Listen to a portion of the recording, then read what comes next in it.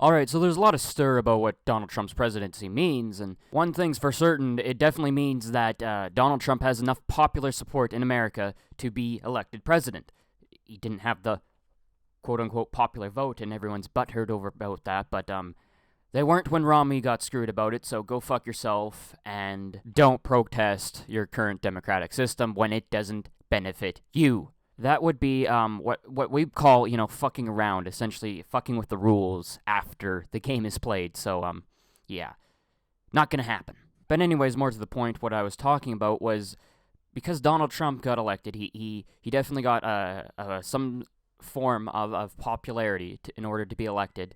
And, oh, shit, pizza's done. Okay, hold on. So as I was saying, Donald Trump, he's got a popular support and behind him, and therefore that means that a lot of his, at least some of his policies, his key policies, got him elected. That wasn't because Donald Trump's 6 feet tall and has orange hair or some shit like that. That didn't get him elected. It was what he stands for. A lot of people are saying anti-political correctness, strong nationalistic tendencies, and emphasis on ending just random, all balls bro immigration, open borders type policies. Actually enforce the laws of the nation type thing.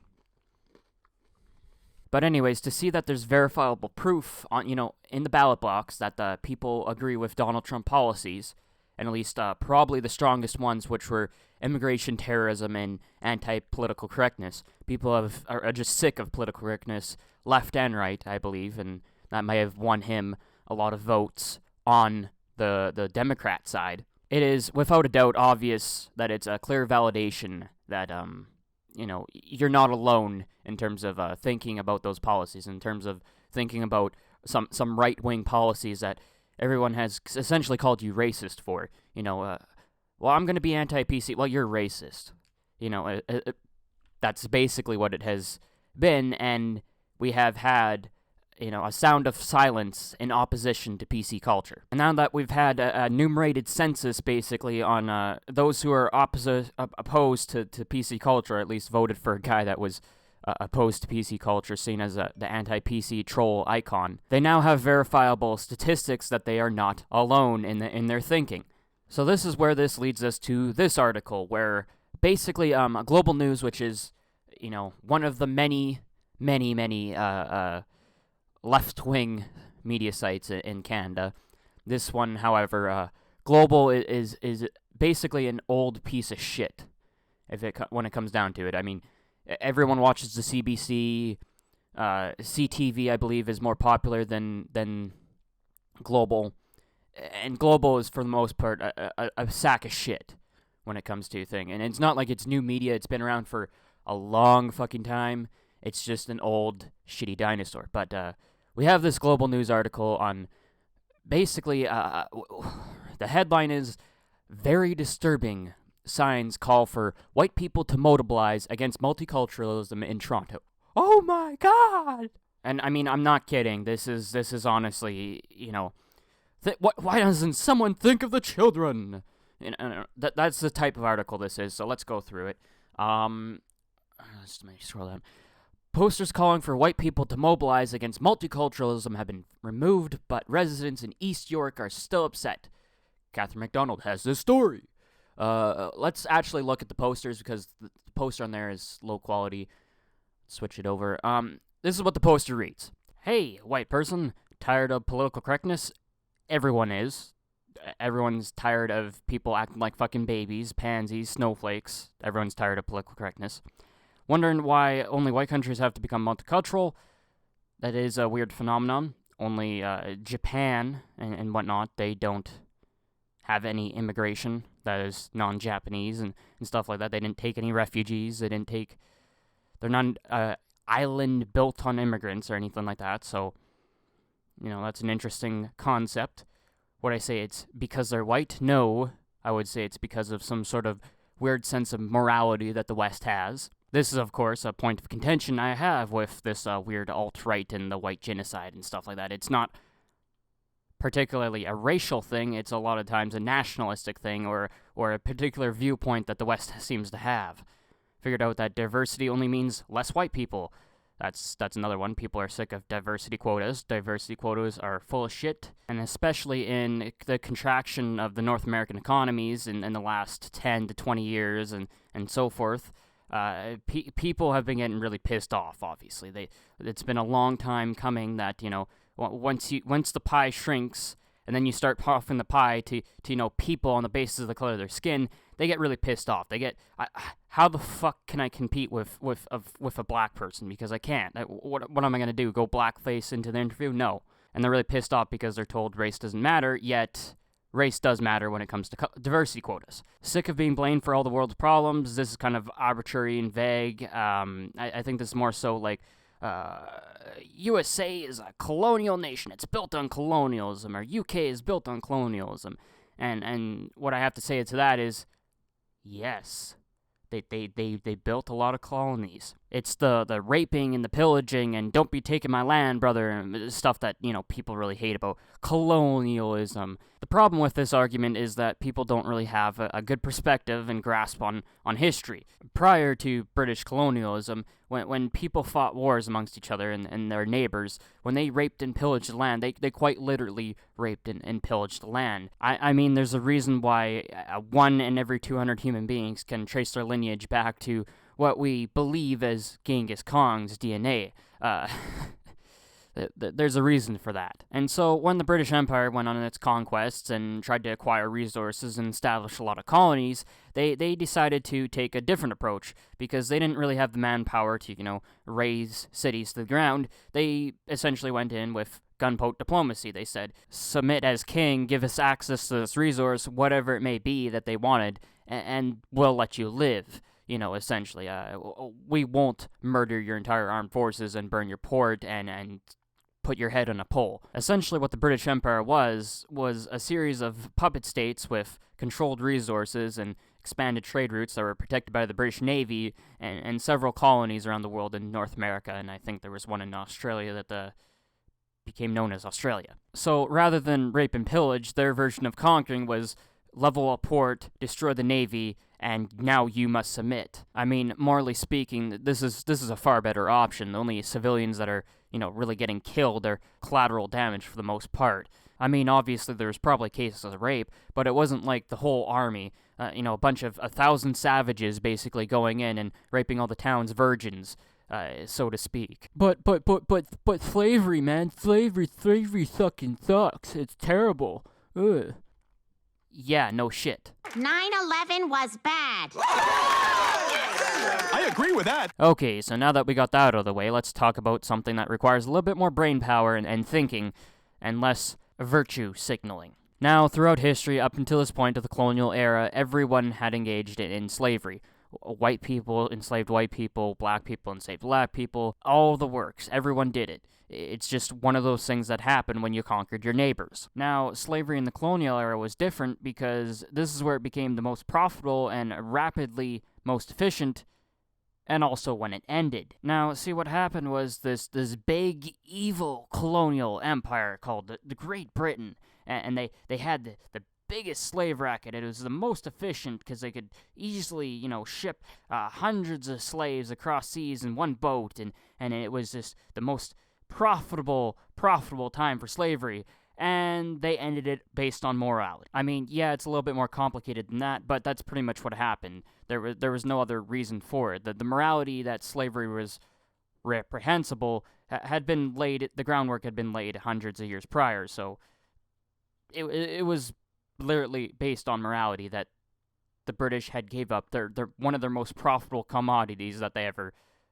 traded. So if they were really this evil colonial empire, why would they stop trading slaves? Why would they make everyone stop trading slaves? They would literally use gunboat diplomacy to just end slavery worldwide. And look, I'm not here to defend every single thing that the British Empire did under the colonial era. Obviously, there was some things that were questionable at best, but to label everything about colonialism as evil is just dishonest. I mean, there are plenty of good points that we could point to in colonialism. Things like, for example, America, one of the greatest nations that every immigrant flocks to. Every person on the planet sees as either a beacon of hope or something they must destroy. So either you love it or you're jealous. That's how I look at it. There's plenty of things that we could take from the colonial era that are good, and we just don't have the time to go over that. Speaking on slavery itself, Muhammad Ali, the black boxer, one of those guys that was really against his grandchildren race mixing or something like that very early in his career. He was very vocal about that. Once said when returning from the Rumble in the Jungle, which was on the African continent, he said, "Damn, I'm sure glad that my granddaddy was on a boat, and was essentially shipped as a slave to America." And the reason being is because the descendants of the American slaves are far better off than the descendants of those who were not taken as slaves and shipped over to America. Reason being is Africa is a shithole, and it still is a shithole. Tired of being told you're racist for celebrating your heritage. The only one I'm really familiar with is places that are really whack, which is like Britain or Germany, where it's seen as ultra-nationalist to wave their own flag. Like on St. George's Day, going through a Muslim neighborhood, the cops essentially banned the English flag. Ridiculousness, but I haven't really experienced celebrating your heritage as racist, not at least in Canada, or at least Western Canada. Disgusted by the garbage you see on television. This one really relates back to that diversity quotas crap. Essentially, if you're taking your pool of actors that you're going to have in a TV show from a smaller pool, you're going to have a smaller pool of good actors.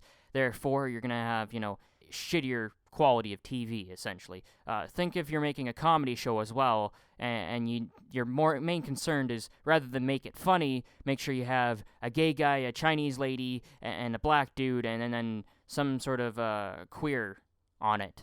If you're more concerned about that than making the show funny, it's going to suck. Don't see a future for yourself or your family. Well, this is kind of plays to more so the fear card, I think. Everyone thinks that they live in disastrous times and cataclysm is just around the corner. I mean, my father was living under the Cold War, so he thought that, obviously, his future might be apocalyptic in the nuclear fashion. I think the only real thing you can really say is when the economy is contracting, like I said before, in North America and probably Europe, I think, as well. It can be probably troubling to see a future for yourself and your family. To say that this has much to do with white nationalism or whatever, not really. It really is just globalism versus national interest, I think. And bad trade deals, man. Bad trade deals. That's basically what I think this one really comes down to. This idea that, the globalists hate the white identity and they hate white people for some reason is just retarded. I think it really just comes down to the fact that they can manipulate the left to be useful idiots for their cause. Questioning when immigration will stop. I think this is more so a problem with United States and Europe as a whole. This is less of a problem with Canada just because we've had, lucked out with our only land border with one of the richest countries on earth, the United States. Nobody immigrates, economically from the United States. However, refugees, that's a different story. Canada really opposes the refugees, especially because of what they can see happening in Europe, and they really oppose mass all-bros immigration that some of the left might be interested in. I think the biggest criticism from the Western sentiment is, we let all these fucking Filipinos in and give them all these, all our jobs, and yet we have homeless people on the streets, or we have veterans out of work, or, we don't take care of our own, essentially. Canada first, Philippines second, kind of thing, right? And then the last bit is join the alt-right, and it links a bunch of websites. So I don't really know how you join some sort of weird collective, loosely organized movement. That doesn't really make any sense. Doesn't really have a real support structure. It's not a real political party either. That's kind of difficult too. Like, you can join the Democrat Party and become a partisan and whatnot, right? And campaign for the Democrats or the Republicans or whatever, right? You can join the Canadian Libertarian Party or the Canadian, French Separatist Party or the Western Separatist Party, but you can't join a party that doesn't exist. And as far as I know, the alt-right party does not exist. And if it did, it'd probably just be shut down for, hate speech in Canada, right? Ultimately, what I'm trying to say here is alt-right is more of a label and not really a movement, maybe a grassroots movement if you want to call it that, but then again, I'm not really sure about that. But now that we've gone over what the poster reads and some basic arguments for or against the poster that I believe are where I stand, let's go through the article itself. Toronto police have launched an investigation after residents in the city's East End found ultra-right-wing posters that urge white people tired of political correctness, you know how I feel about that, and questioning when immigration will stop, you know how I feel about that as well, to join an online movement some suspect arose out of the Donald Trump presidential election win. Okay, this is going to be mind-boggling for you people, but candidates don't dictate winning policy. That responsibility lies with the voters. Yeah, believe it or not, voters decide what are winning issues. The signs have a bold headline that reads, "Hey, white person," and ask, wondering why only white countries have to become multicultural, and figuring out that diversity only means less white people. It's pretty easy what they're trying to say here is, look at this evidence that these are just white racists. Therefore, since this is just radical rhetoric, we don't have to address any of these issues. Instead, we're just going to hope that our readers are not critical thinkers. That's really what it comes down to. They also call for those with similar thinking to join the alt-right political movement on several Canadian-American websites. Like I said, I mentioned that before. I don't know how you join the alt-right. I found the posters very disturbing, residents in my wards sent it this morning. Typo. I think the sentiments expressed in the poster are totally unacceptable in the city, and it's very worrisome. Cant Janet Davis told the Global News Monday after the signs turned up in Ward 31 Beach, East York. Okay. Distraught citizen, oh my god, terror, the alt-right strike again, right-wing extremism, these are just posters. They're just posters. I'm quite worried that Donald Trump election has legitimized this kind of ultra-right viewpoint and encouraged these kinds of expressions of hate. It's a political opinion. I mean, to quote you, right-wing viewpoint. That sounds like a political opinion to me, if it is any. Even if it's extreme or fringe, it's still a political viewpoint. There's a difference between saying something racist and advocating for something that's ridiculous. For example, being a straught communist, that's a political viewpoint. But going around and, breaking rich people's legs because they're, successful, that would be extremist. See the difference? Political opinion versus violent and criminal actions. I mean, if these alt-right posters had somewhere gas the kikes or Nazi memes or something tangible, that would be an expression of hate. I might actually, have to side with you, but unfortunately, because you're a fucking moron, hey moron, well, you're on your own. Ian Daffron, a parent of 2 young children in this area, think of the children, right? Said he saw the posters while taking his son to school and immediately began hearing the sounds. Why doesn't someone think of the children? Facts versus feelings, bitch.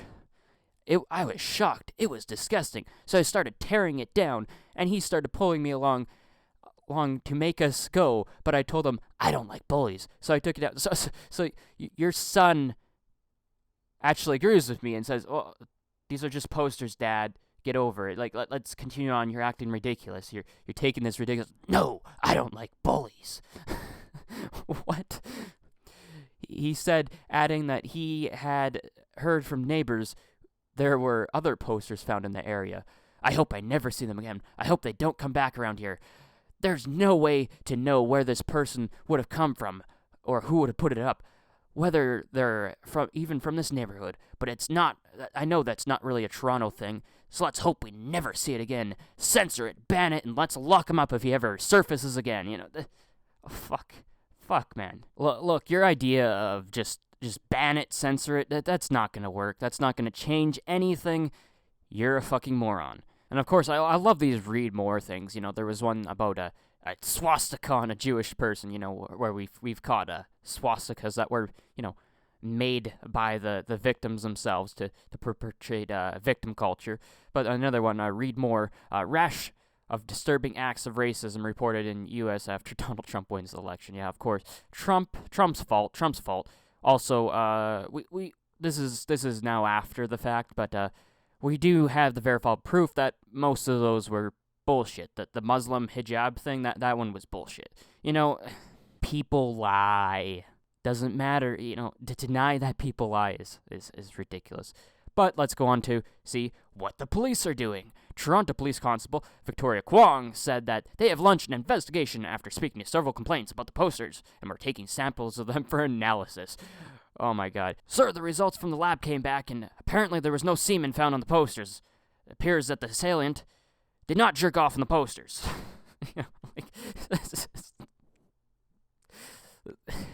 What type of analysis? Thought analysis? Well, this is clearly a thought. The profile of this person is clearly a distraught white person that hates living in Canada and some sort of thing like that. I'm like, oh, come on. It's just a poster, for fuck's sakes. Thought crime. But let's continue on. I think it's 100% coming from the U.S. election, Daffrin said. Well, you're wrong. People feel emboldened by these negative things that came out of the Trump win. I don't know who said that, but stupid, very stupid, negative things. America first, that's negative. Bring back our jobs, that's negative. Being cold, hard, and reality that, hey, black people in the inner city, you should vote for a Republican because the Democrats suck at their job. That's the most negativity that you're gonna get. Because the reality is their situation is kind of negative. I mean, 5,000 murders in a year in Chicago, that's pretty negative. I mean, if your home is rotting with black mold, you could put a coat of paint over it, but it doesn't get rid of the black mold. It just makes it look prettier for a few months, and then the black mold comes through again. Silliness. Kara Black, a caregiver who took the photo at the sign at the East York Stanwallow Park that made rounds on social media, said she walks by that area every day and was shocked by the message. It's just sad. Again, think of the children. A caregiver who takes care of children, and children have to see these evil political opinions. I bet they don't even understand what the fuck the alt-right. What is that, mommy? Oh, it's just a political opinion. Don't worry about it. You can worry about it when you're older and can actually understand about politics and might be, a voting age. Okay, then, I'm gonna be a kid. Stupid. It's just sad. It feels a little bit disappointing that somebody would put those up. Because obviously they're a racist, right? Because that's the whole point of this hit piece article. That, these viewpoints are racist, which we've kind of gone over already. You don't want such young kids exposed to hate like that, so I think they should definitely look it up, and hopefully they'll find whoever did it. Again, just blatant, obvious. Like, you have not demonstrated how these are hateful messages. You've simply said you've labeled them as hateful messages, and then you expect your readers to be too stupid to call it out. I'm just going to quickly blaze through this, and no more replies until we get to the end. Davis said she was surprised to find the hateful message in her ward, but added they aren't representatives of any part of the country. Toronto and Canadians generally don't take these kinds of extreme views. This is a city that is tolerant, inclusive, and these views aren't acceptable. Toronto, probably they don't take these kinds of views, or at least a majority of them, because they are from the East, they are from conservative country. However, in recent elections, including the last one, plenty of people, they voted conservative, so to say that this is just an extreme view, that nobody in Toronto has this, well, maybe they just don't say it because you'll label them as racist for it. Therefore, it's an anonymous poster that nobody can really trace except for without semen analysis, right? It's hard to know what the motivation is behind whoever did this. If it's to get attention, they've certainly done it. And actually, this is not to get attention, so to speak, maybe to draw attention to the alt-right and try and recruit people. But, as attention seekers go, this isn't mischievous, because you can tell this person is being serious. If this was mischievous, they would post a whole bunch of Pepe racist memes. That's what they would have done. Stupid. It would have been just a meme. And sometimes brings attention to these kinds of things, encourages more of it, which I hope isn't the case. Oh, so your biggest fear is copycats rather than addressing the actual problem with the poster, obviously, right? Davis said city staff are removing the signs, have launched an investigation to try and determine who are responsible for these posters. Obviously, because we gotta catch the right-wing terrorists that posted some posters of join the alt-right and asking when certain policies will end. Photos of the signs circulate on social media, with many calling them for them to be torn down as spotted, while others added that they have seen them in Toronto's Dafford neighborhood as well. Okay, again, censor it, right? But and of course, Trump's fault, obviously Trump's fault. But think I've gone over why it's not Trump's fault. So what is the cause for this? What is the actual cause for these extreme opinions? Well, the thing you gotta understand about the alt-right is it's actually a reactionary movement, meaning it's reacting to the environment. It's, for one, reacting to things mentioned in the posters, such as affirmative action hire and other things like that. It's reacting to things like Rotherham and Muslim rape gangs and the wonderful immigration plan that the European Union and European nations have set in place with economic migrants and such that are leeching off welfare. It's reacting to things like, Black Lives Matter and race riots and the whole Democrat diversity is a strength when clearly diversity is not a strength. It's reacting to things like Francesca Ramsey and her MTV Decoded series, where she literally had to address that she didn't hate white people, and the reason why you think that she hates white people is because of white fragility, and that because you don't talk about race in the home, because white families don't talk about race in the home, therefore they're just dumb and can't conceive of rational arguments to her supposed systematic oppression doctrine type thing. And the thing I find fucking hilarious about that is they miss one very glaring fact. Is the reason why you're encouraged not to talk about race in white families is because they'll do nothing but get you in trouble, and therefore your parents are looking out for you because they're like, well, I don't want my child to get in trouble. I don't want my child being labeled as a racist, so therefore I need to make sure that I tell them, no, shut the fuck up. Don't talk about how the black crime rates are fucking absurd. Just shut the fuck up. You'll get in trouble.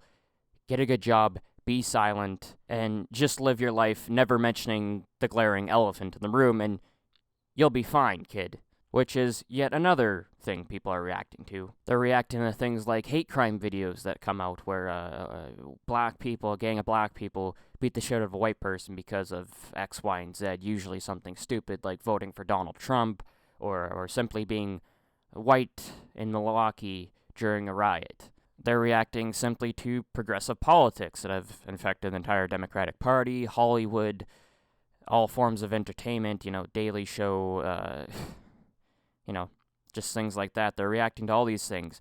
They're reacting to all the rampant shit comments on Twitter, and it's not just a few. There's lines and walls of black supremacist, I would label black supremacist type tweets that, regardless if they're serious or any of this has any legitimacy, that all I'm saying is this is what they're reacting to. And that's the danger here.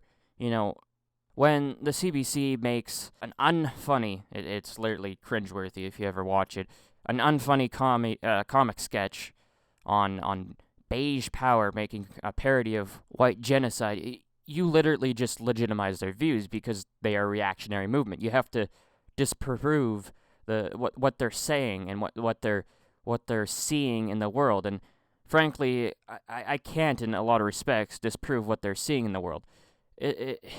That's the danger about the alt-right, is it's based in truths, but their solutions and methods are complete crap.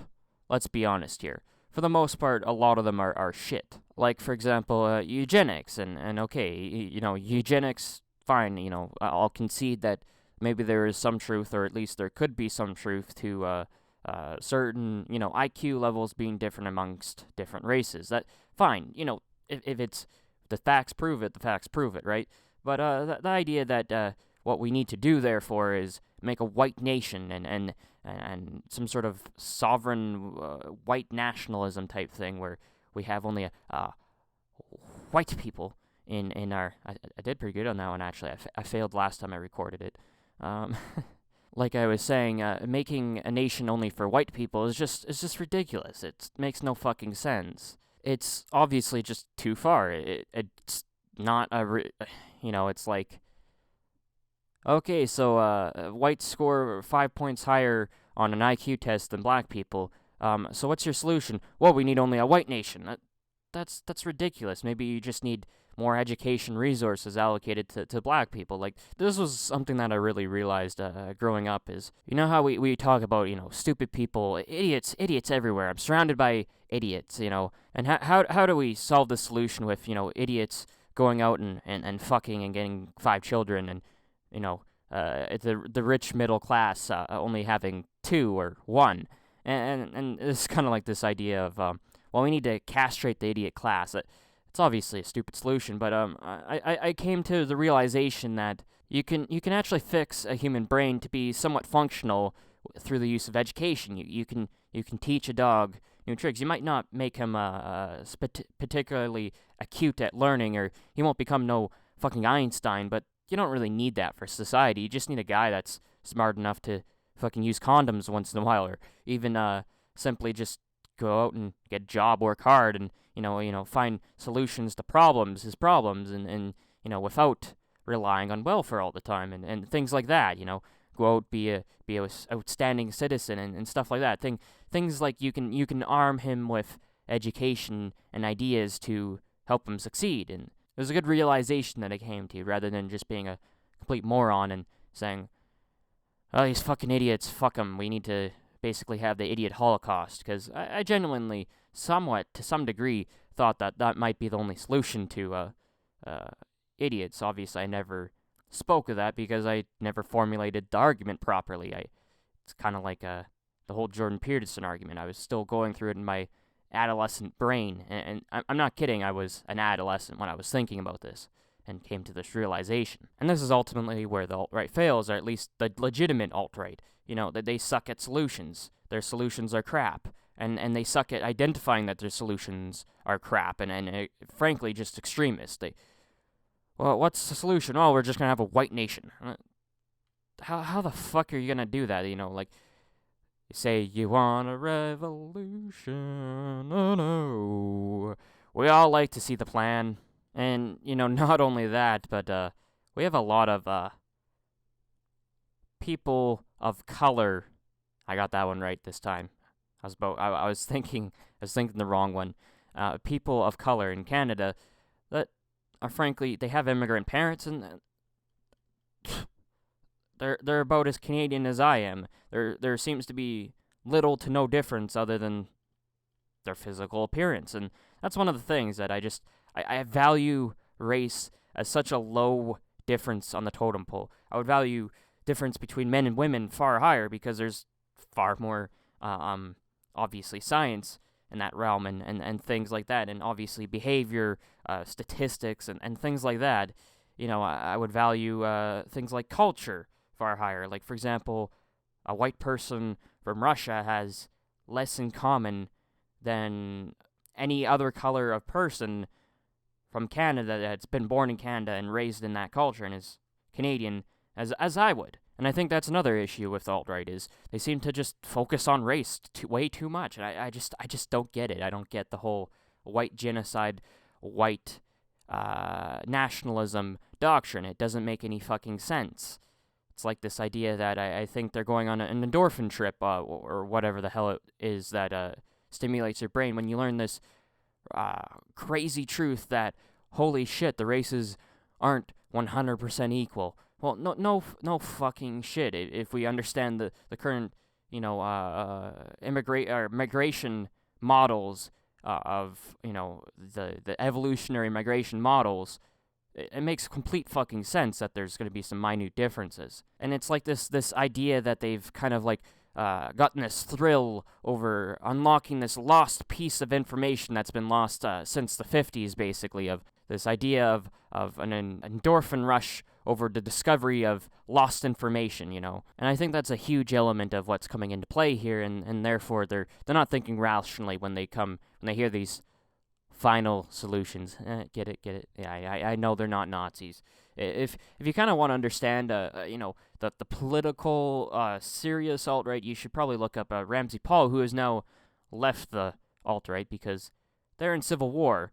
But he has basically been one of the longest actors I know of that's been in the alt-right, and essentially well before this whole meme fest that it's become, because they realize that the memes are what's getting all the attention, and it's kind of like a rules for radicals type play here. But he's been in there for so long, and now he's dropped the label because he understands the whole marketing aspect. You can't market a movement to people when your brand is associated with neo-Nazism. It's just not going to work because it's idiotic. And that's another thing that is interesting is Mike Cernovich's analysis of the neo-Nazism aspect, that it's really kind of like some sort of opposition thing where they're trying to essentially insert actors that kind of associate themselves with the brand of alt-right, and therefore and then start doing neo-Nazism actions, essentially, kind of like Stormfront, so to speak, and basically to prove that the alt-right is basically a radical hate group, and therefore the justification for the SWAT team to go in and the feds to go in with tactical teams and start arresting the shit out of people, and making them deals, and basically just crushing these movements before they get the ball rolling, so to speak. And he references times that this has happened in the past and other things like that. But it's a really interesting video if you have the time for it. It's about an hour long. But to wrap it up, oh my god, what the actual fuck was that? I swear I don't have fucking Tourette's. But that honestly was quite legitimate there. Oh fuck. But to wrap it up, basically the idea that you can just simply discredit the alt-right by saying they're nothing more than a radical fringe is not going to work here. It's poor tactics. It's like deciding to take the bog that is the Somme simply by marching in to this muddy hellhole, and you're going to do nothing but get your men killed. And the reason why I give this ammunition is really, so to speak, is because I don't want to see actual right racism that come up. And it's going to be reactionary white racism, which is going to be the worst ones of all, because it's obviously the hardest to discredit. And that's the thing, is you have to have an honest conversation to convey real points. It's like having a conversation with somebody saying, oh, I love that color of red on you. Red is my favorite color. It's such a great color, blah, blah, blah. This is why red is such a great fashion choice, and you look at your shirt and it's fucking blue. It's like you would look at that person like, what the fuck are you talking about? And that's really what it comes down to, is you're not having an honest conversation about the facts. And that's why your guys are getting your asses handed to you. And to those who don't have the facts, who are, so to speak, haven't taken the red pill, are simply going to just take your word for it because you're disguised as a legitimate news organization when you can't even be fucked to look up what the alt-right is. And that's what really pisses me the fuck off about all this, is you have the fourth fucking estate, which is crap, it's fucking shit in Canada, and just slandering the fuck out of the electorate. It's slandering everybody, and just outright lying and not doing their fucking job. And people are revolting. They're up. It's basically an uprising against the fourth estate that's happening in America, and in Canada it's going to happen too, because as we know, we basically have state-run media for the most part. I mean, how is it paid for? It's paid for by the state. Therefore, it's basically state-run media. The only reason why that might be absurd to some is because its branding is quite successful. But that's what it really comes down to. Is it just absolutely pisses me off that people can't actually do their fucking job. Like I'm just one guy. And you're a whole fucking media organization with fucking resources, and you can't Google shit. Like, how fucking sad is that? Like, you can't Google it. You simply cannot give a simple 2-line Wikipedia description of the alt-right. And that's literally what pisses me the fuck off. I have to do your job for you. It's absurd. Obviously, I don't want to spend my time punching right, but it needs to be fucking done if we're going to be ever, shit's going to be taken seriously. If we're going to have honest conversations, I'm going to acknowledge that, oh, these people on the right are stupid. They're wrong. Here's why. But here's where they're right. And that's the thing is, I can say Hitler is an asshole. He was wrong for murdering people based on their race and disability and all this other thing. His National Socialism was crap. He started a world war, so that's not too great either. But you still haven't learned anything. I mean, we talk about learning from the mistakes of Hitler and the rise of the Nazi party, and yet you still have not learned anything because you continue to slander the people. The people voted for a Germany first guy. That's what they were doing. They're poor as shit. They're like, fuck it. We're gonna pull the lever for Hitler. He's gonna make Germany great again. And you continue to do the same fucking thing. You gotta understand that people vote for their interests. That they always will. It's this idea that I give less of a fuck that what's happening in Iraq than what's happening in Canada. And so this idea that the tribe mentality is built in all of us is perfectly logical, reasonable. It's obviously a successful pattern to group up, for Homo sapiens to group up and beat the shit out of their neighbors or go to war with whatever other primates are, if need be, right? To defend their interests and whatnot. And really, when we talk about the nation state and king and country, we've really only just blown up that psychology and mentality. So this idea that you're going to be able to get Homo sapiens, primates that are tribalistic in some extent and in some nature, to simply go against their own interests, go against the tribe, say, I'm starving right now, so therefore I'm going to take what food I have and give it to another starving person. No, that's not going to fucking happen. And you going around and shaming them into it is not going to happen either.